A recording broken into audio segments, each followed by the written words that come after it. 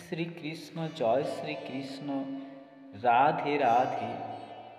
নমস্কার দর্শক বন্ধু, হোম রেমেডি চ্যানেলে আপনাদের সকলকে জানাই সুস্বাগত।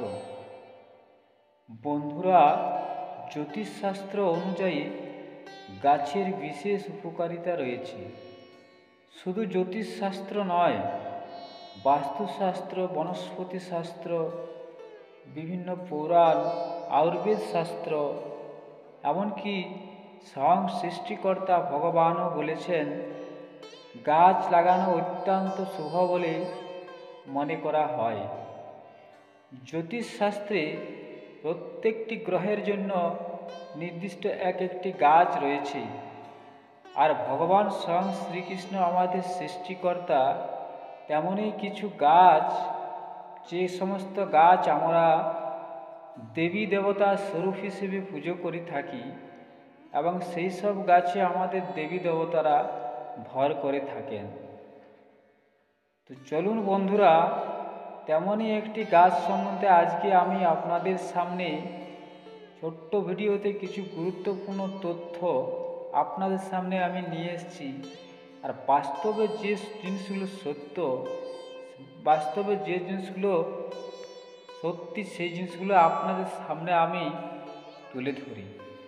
তো বন্ধুরা, ভিডিওটি স্কিপ করবেন না, সম্পূর্ণ ভিডিওটি দেখে সেই ভিডিওর যে গুরুত্বপূর্ণ লাভ সেটি আপনি আপনার পরিবার সকলেই করার চেষ্টা করুন।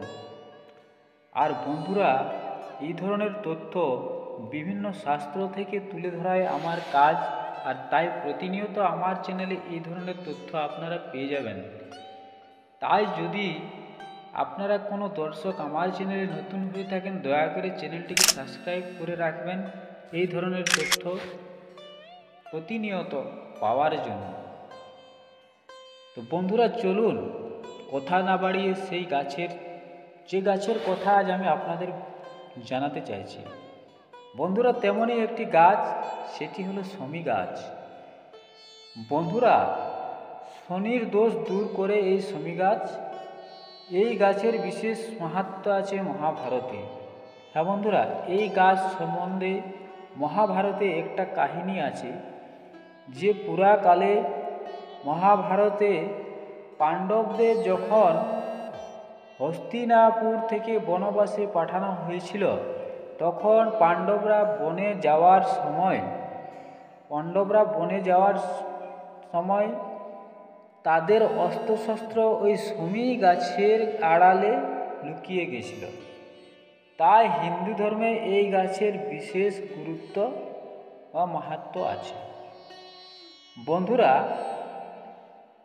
শনির দোষ, শমী গাছ শনি গ্রহের প্রতিনিধিত্ব করে। হ্যাঁ বন্ধুরা, বাড়ির পশ্চিম দিকে এই গাছ লাগানো খুবই শুভ। বন্ধুরা, এই গাছের ডাল দিয়ে যজ্ঞ করা হয়, যা শনি দোষ দূর করতে সক্ষম। শাস্ত্র অনুযায়ী এটা বলা হচ্ছে যে এই গাছের ডাল দিয়ে যজ্ঞ করলে শনির দোষ দূর করা যায়, শনির সাড়ে সাতি ও ধাইয়া থেকে মুক্তি পাওয়া যায়। বন্ধুরা, মানব জীবনে কারো উপর যদি শনির সাড়ে সাতি দশা চলে, সে সময় সেই ব্যক্তি জীবনে নাজেহাল হয়ে পড়ে। সমস্ত দিক দিয়ে, আর্থিক থেকে শুরু করে, মানসিক থেকে শুরু করে, রোগ শোক আদি ব্যাধি সমস্ত কিছু তার জীবনে ঘিরে একেবারে সে মরণ বাঁচন সমান হয়ে যায়। এমতো অবস্থায় বলছে যে শমী গাছের ডাল দিয়ে যজ্ঞ করলে শনি দোষ দূর হয় এবং শনির সাড়ে সাতি ধায়া থেকে মুক্তি পাওয়া যায়। এছাড়া বন্ধুরা, শমী গাছের পাতা ভগবান শিবের খুব প্রিয়। তাই শমী গাছের পাতা স্বয়ং দেবাদিদেব মহাদেবকে অর্পণ করলে তিনি খুবই খুশি হন এবং তার আশীর্বাদ প্রদান পাওয়া যায়। হ্যাঁ বন্ধুরা, এছাড়া ভগবান গণপতি বাপ্পাকে আমরা বিঘ্নহর্তা বলে থাকি। যে কোনো কাজ শুরুর আগে আমরা গণেশ ঠাকুরের নাম করি, তবেই কাজ শুরু করি। আর যে কোনো পুজোর আগে আমরা দেবাদিদেব গণেশের পুজো আগে করি। এই গণেশ ঠাকুরের কিন্তু ভীষণ এই গাছের পাতা, এটা আপনাদের হয়তো অজানা। আমাদের যেসব আশেপাশে আমরা ফুল গাছ বা ফুল পায়, সেই সব ফুল, বেলপাতা, বিভিন্ন দ্রব্য সামগ্রী দিয়ে আমরা গণেশ ঠাকুরের পুজো করে থাকি বা দেবাদিদেব মহাদেবের পুজো করে থাকি। কিন্তু আপনাদের হয়তো এটা জানা ছিল না যে এই পাতা, সমীপ পাতা ভগবান গণেশেরই খুব প্রিয়, ভগবান শিবের খুব প্রিয়। তাই বন্ধুরা এই গণেশ ঠাকুরের কিন্তু ভীষণ এই প্রিয় এই গাছের পাতা। দুর্বা ঘাসের মতো সমী গাছের পাতাও শ্রী গণেশের চরণে নিবেদন করলে যে কোনো ধরনের আপনার মনের মনস্কামনা পূর্তি হয়। হ্যাঁ বন্ধুরা, আপনাদের যে কোনো মনের মনস্কামনা, দীর্ঘদিন থেকে আটকে থাকা কাজ হয়তো আপনার কোনো কারণবশত হচ্ছে না, আপনি এই সব উপায় করুন। আর এই গাছ আপনি আপনার বাড়ির সঠিক দিশাতে, বাস্তুশাস্ত্র অনুযায়ী বলছে যে বাড়ির পশ্চিম দিকে এই গাছ লাগাতে। আর এই গাছ যদি আপনার বাড়িতে থাকে বন্ধু, তাহলে সেই বাড়িতে কোনো ধরনের শনির দোষ প্রকোপ লাগে না। এছাড়া বন্ধু এই গাছ যে বাড়িতে থাকে সেই বাড়িতে কোনো নেগেটিভিটি শক্তি, খারাপ শক্তি সেই বাড়িতে প্রবেশ করতে পারে না। সেই বাড়িতে সেই কোনো ব্যক্তির উপর জাদুটোনা বা খারাপ নজর সেই কারো বাড়ির ব্যক্তির উপর পড়তে পারে না।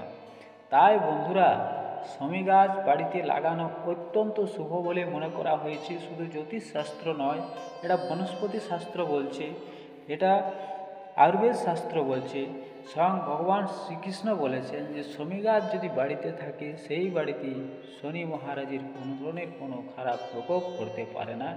এছাড়া এই গাছের পাতা দিয়ে আপনি ভগবান শিবের পুজো এবং গণেশের পুজো যদি করেন, তাহলে বন্ধু তাদের থেকে আশীর্বাদ প্রাপ্ত পাওয়া যায়, আশীর্বাদ লাভ করা যায়। আর বন্ধুরা এই ছোট্ট ভিডিওটি দেখে যদি আপনার মনে একটুকু ভালো লেগে থাকে, তাহলে একটা লাইক করে অবশ্যই কমেন্টে হর হর মহাদেব লিখতে ভুলবেন না। আর ভালো লাগলে বন্ধুদের উদ্দেশ্যে ভিডিওটিকে অবশ্যই শেয়ার করবেন। ততক্ষণে সবাই ভালো থাকবেন। পরবর্তী ভিডিওতে নিয়ে আবার কিছু গুরুত্বপূর্ণ তথ্য, আধ্যাত্মিক তথ্য নিয়ে আমি আপনাদের সামনে নিয়ে আসবো। ততক্ষণে সবাই ভালো থাকুন। পরের ভিডিওতে আবার দেখা হচ্ছে। ধন্যবাদ।